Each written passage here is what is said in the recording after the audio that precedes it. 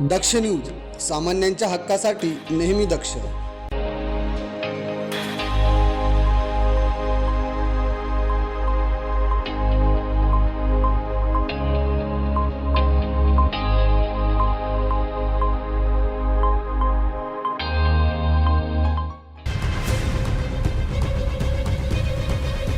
आता एक मोठी ब्रेकिंग न्यूज समोर येत आहे. आज नाशिकमध्ये लाचखोरी विरोधात लाचलुचपत प्रतिबंधक विभागाने धडक कारवाई केली आहे.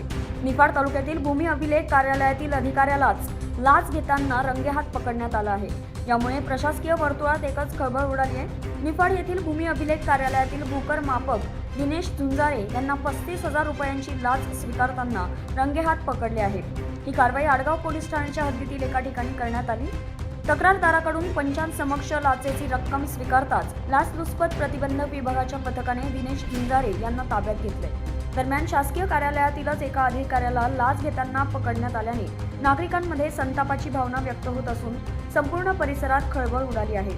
या प्रकरणी भ्रष्टाचार प्रतिबंधक अधिनियमांतर्गत गुन्हा दाखल करण्याची प्रक्रिया सुरू असून पुढील तपास लाचलुचपत प्रतिबंधक विभागाकडून सुरू आहे. योगेश कर्डिले, दक्ष न्यूज, निफाड.